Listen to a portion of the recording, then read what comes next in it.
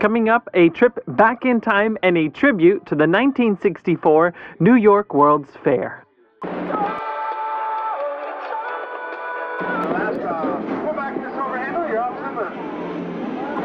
Disney presents Beyond the Kingdoms.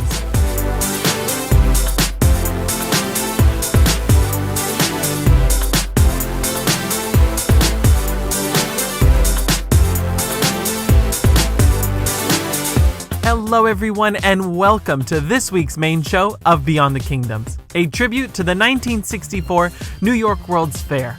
A special look at some of the iconic attractions that debuted at this famous event 55 years ago this month, and how you can still catch a glimpse of the fair right here at Walt Disney World.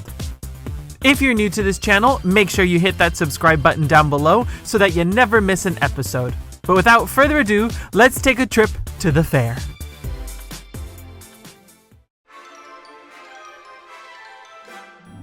The 1964 New York World's Fair is an important part of Disney history. Just before Disneyland celebrated its 10th anniversary, Walt and his team of Imagineers were already developing exciting new technology to improve their rides and attractions at the original California park. The fair became a platform for Walt to experiment further with his new technology and begin transitioning to one of his most legendary ideas, the original experimental prototype community of tomorrow, otherwise known as Epcot.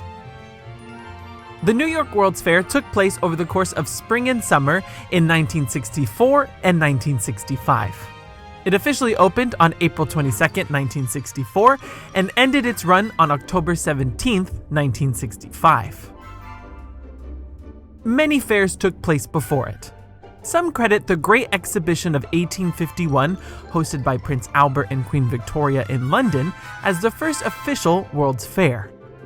From that point onwards, several took place around the globe from the mid-19th century all the way up to the mid-20th century, each with their own unique theme at the center. The 1964 New York World's Fair focused on the idea of peace through understanding, dedicated to man's achievement on a shrinking globe in an expanding universe. One way the fair impacted Disney parks is that it helped Imagineers to further develop and perfect audio animatronics. Up until 1964, only animals were animated through the use of this technology. Walt credits the squid seen in the 1954 film 20,000 Leagues Under the Sea as the first step in building animatronics, which was later elaborated upon with the animals seen in the original Jungle Cruise attraction and the Mine Train Through Nature's Wonderland ride.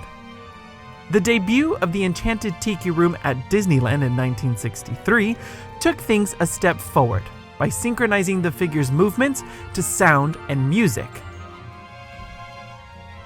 But it was mainly the Abraham Lincoln figure and characters seen in the Carousel of Progress at the fair that really showcased the ingenuity behind Imagineering. Revolutionary ride vehicles at Disney parks also came out of the New York World's Fair. Disney's largest attraction for the fair, the Ford's Magic Skyway ride, saw the creation of a brand new ride system that would change theme parks forever. One that involved placing iconic Ford vehicles on a track system that would later transition into the Omnimover. This would help Imagineers to develop the beloved People Mover and many popular attractions at Epcot. The Ford Magic Skyway took guests through prehistoric times when dinosaurs dominated the planet. If you want to see a few traces of this iconic attraction, you'll have to go on the Disneyland Railroad to see the Primeval World diorama. But today we're focusing on Walt Disney World. And there are 3 different attractions and shows here in Florida that have traces back to the success of the New York World's Fair.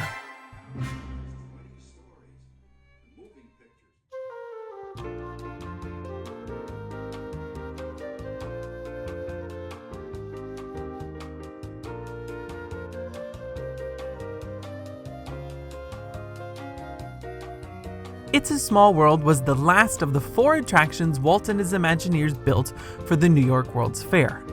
Not only did the simple attraction focus on the fair's theme of peace the best, but it also was a surprise hit.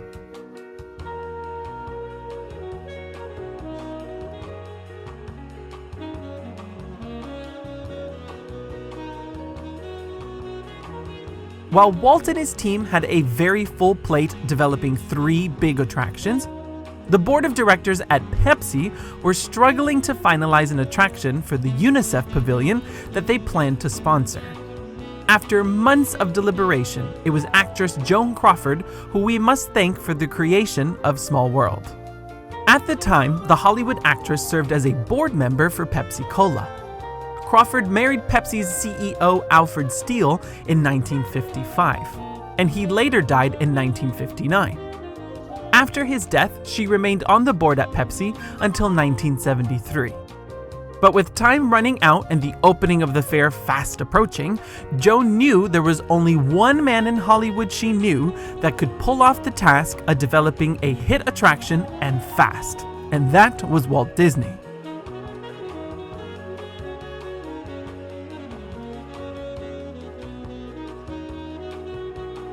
Joan approached Walt sometime in 1963, and she asked to help Pepsi and UNICEF out by developing a brand new attraction. In the end, It's a Small World was completely designed, built, and opened in just 11 months. Mary Blair was assigned as the captain of the new project. Up until this point, Blair had only worked as a color artist on several Disney films. After completing the film Peter Pan in 1953, Blair actually left the Disney company for a while, but she was asked to return to specifically work on It's a Small World. It was her unique, whimsical, and stunning mid-century design combined with her exquisite use of color that helped Small World become a major hit. The characters inside the attraction were designed by Mark Davis, who already developed many other iconic characters over at Disneyland. And his wife Alice was responsible for designing the hundreds of different costumes dressed on the childlike dolls inside the boat ride. But in 1964 at the fair, the exterior of It's a Small World was nothing like the beautiful facade we see today in Disney parks around the world. It was a simple mid-century modern building, but towering in front was the stunning Tower of the Four Winds, designed by Imagineer Rolly Crump. The 120-foot tower cost Disney $250,000, and it magnificently encompasses Crump's stylish perspective. It's a Small World was a very popular attraction at the fair. It was simple, fun for the whole family, and featured an iconic song by the Sherman Brothers that you still to this day can't shake out of your head. Millions of people came through the attraction, and tickets sold at 60 cents for kids and 95 cents for adults, and all the proceeds were donated to UNICEF.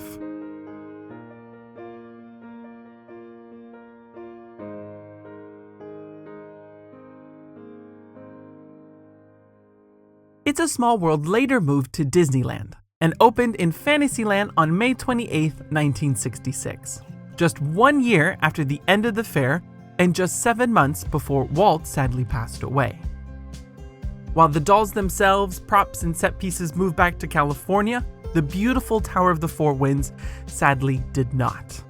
Executives put Rolly Crump up to the task of expressing their concern on moving the towering structure to Walt himself. At 120 feet high, the tower would have dominated the Disneyland skyline. In fact, it would have been almost as tall as the Matterhorn. But the decision to destroy the tower led Crump to design a brand new exterior facade for the attraction, inspired by Mary Blair's original designs. The new white and gold facade featured a brand new clock tower at the center, where the parade of wooden dolls would march out every 15 minutes. At the grand opening of the attraction in California, Walt invited dozens of children from around the world. They were dressed in colorful costumes to represent their individual countries, and each child poured vials of water from their homeland into the moat and water system of the boat ride. Now, when the Magic Kingdom opened in 1971, Imagineers knew that It's a Small World had to be replicated here in Florida. As with most attractions in Magic Kingdom, the size of the boat ride was amplified. But some other major changes had to take place to accommodate Florida's intense thunderstorms. This version here in Florida is the only one in the world where the queue and loading area is completely indoors. The original version featured a colorful mural inspired by Mary Blair's original concept art, but a few years ago, the facade was painted to resemble the original Disneyland version with the white and gold color scheme.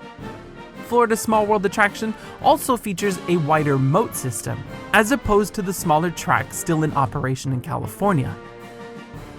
The dolls and sets in Florida are very similar to the original, but they're spread out in larger show scenes. Disneyland's version stays true to the original New York in that it feels a little bit more intimate. Here in Florida, everything is bigger, and Small World has a very grand feel to it once inside.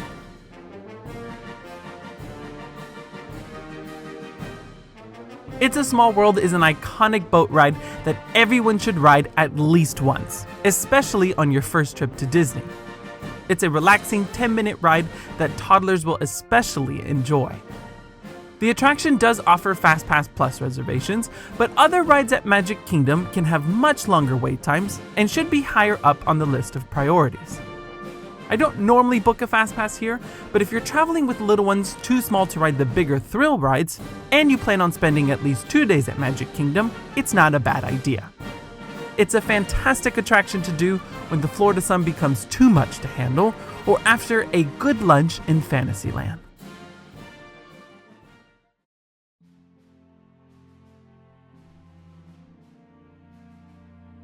While Disney developed large-scale attractions for the fair, a very important yet smaller-scale show made just as much of an impact on the company. The State of Illinois Pavilion featured great moments with Mr. Lincoln, a fitting tribute to the state's most iconic president, who also happened to be one of Walt's personal favorites. After all, he was born in the same state as good old Abe.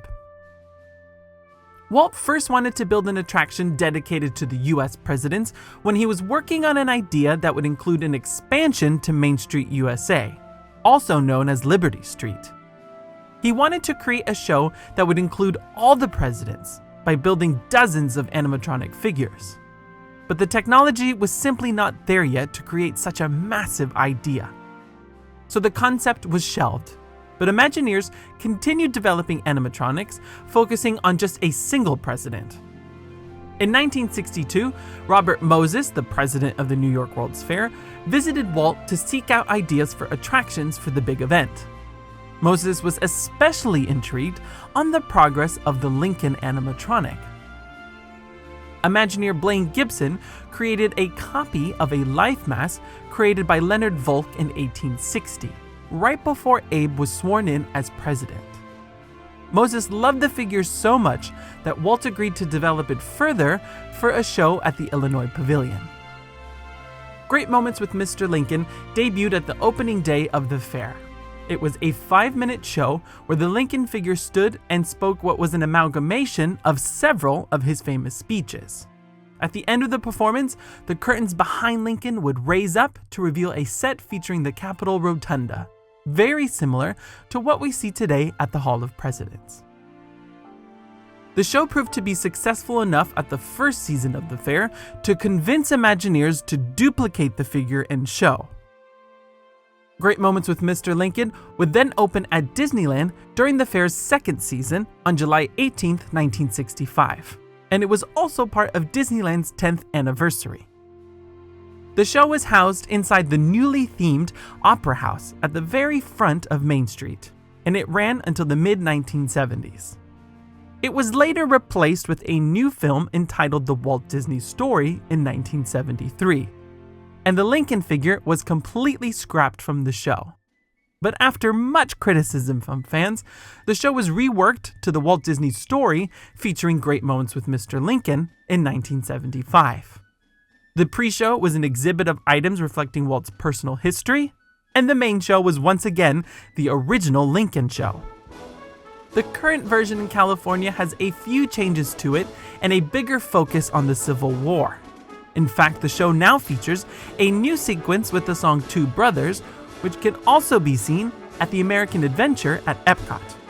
And this takes us to Florida. While the Magic Kingdom does not feature Great Moments with Mr. Lincoln, another show takes Walt's original idea full circle. The focal point of Liberty Square is the Hall of Presidents. This land was the Imagineers' tribute to Walt's original Liberty Street idea. While both the original and current version of the show celebrates all of the American presidents, there is a specific scene that pays extra tribute to Lincoln. Somewhere in the middle of the show, a newly updated Lincoln animatronic can be seen reciting the complete Gettysburg Address. This new and improved Lincoln showcases more sophisticated moves and facial features, and it's a great reminder of Walt's passion for American history. And if you want to see the original Lincoln figure used at the New York World's Fair, take a trip to Walt Disney Presents at Disney's Hollywood Studios, where the original figure can still be seen today on display in the walkthrough exhibit. Now, the Hall of Presidents is open daily at the Magic Kingdom. The show performs at the top of the hour and half hour from park opening time until about an hour before closing time. The show does not offer FastPass Plus reservation, but it's very easy to just walk in and grab a seat inside the impressive theater.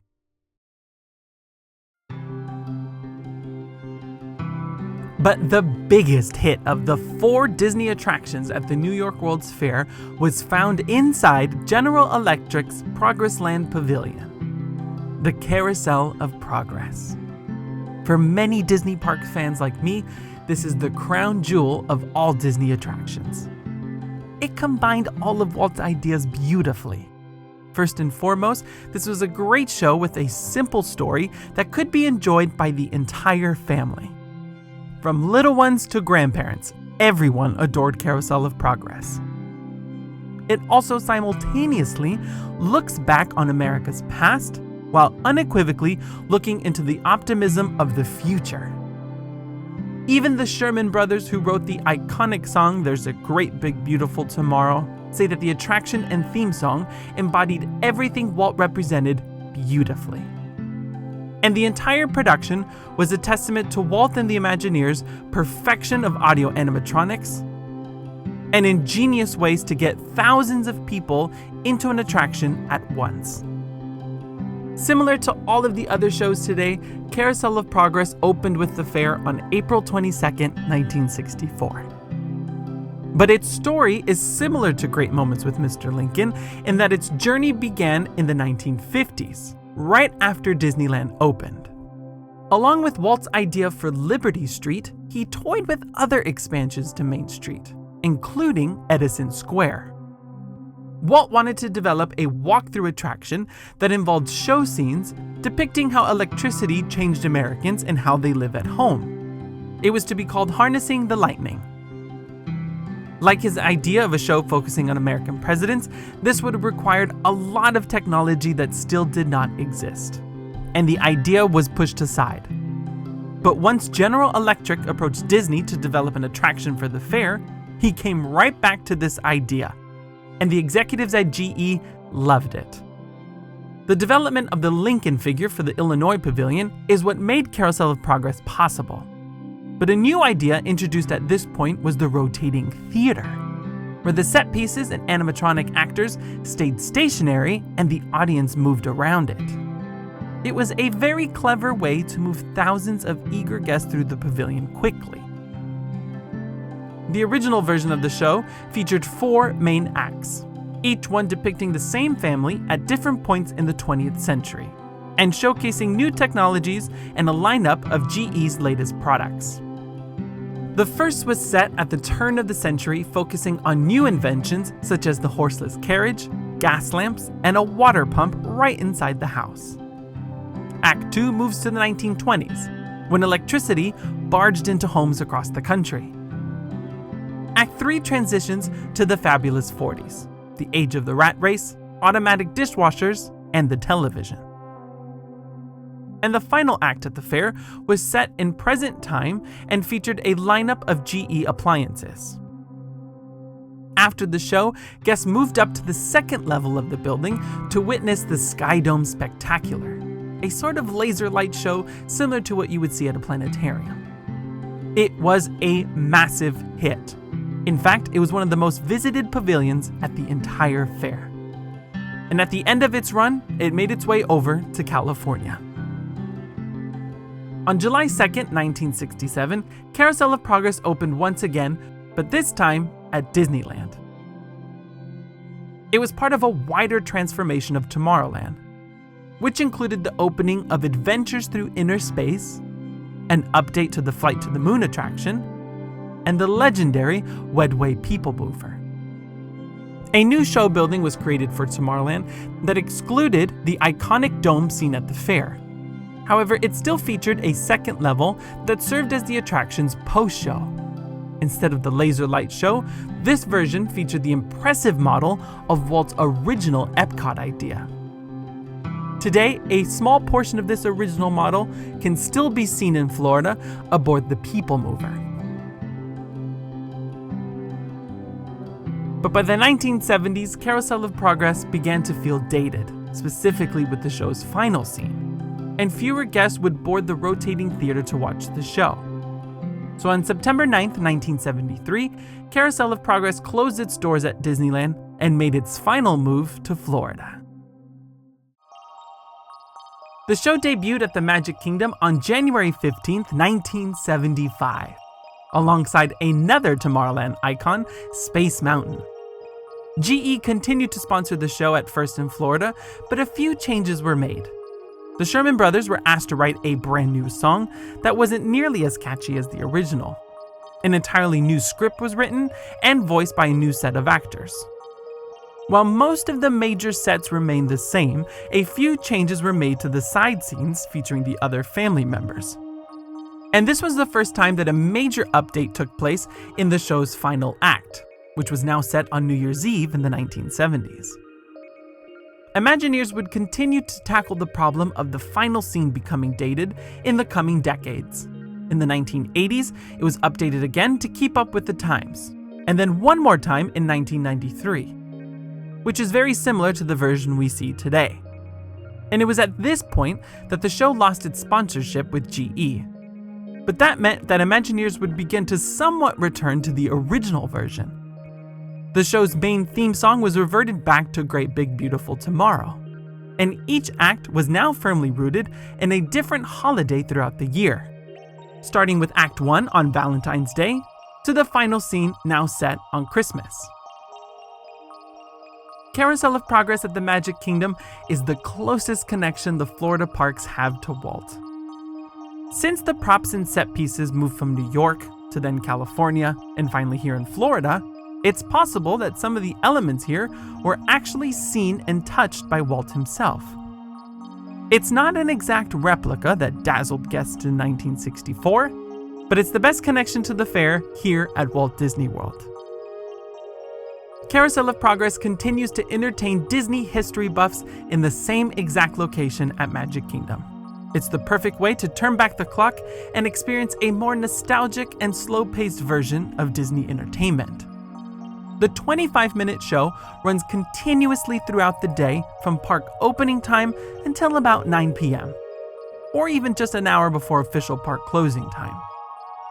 FastPass Plus is not offered here, nor is it necessary, because it's always very easy to walk right up to the attraction and only wait a couple of minutes before taking a seat inside the theater.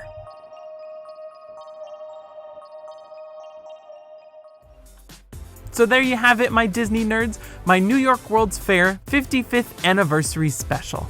A trip through time looking at Disney's past and perhaps most pivotal point in the company's history. The next time you visit Walt Disney World and want to reminisce with a taste of the fair, you can visit one of these 3 attractions I mentioned today. But when you also ride classics such as Pirates of the Caribbean, The People Mover, Spaceship Earth, or even watch The American Adventure, remember that none of these fan favorites would be possible without the successful attractions built by Walt and his Imagineers at the fair. Thank you so much for tuning in this week here at Beyond the Kingdoms, and stay tuned throughout the month for a special news update on what's happening around the parks here in Florida, and a look beyond the theme parks and a trip to one of Disney's water parks. But that will have to do it for today. And until next time, remember, if you can dream it, you can do it.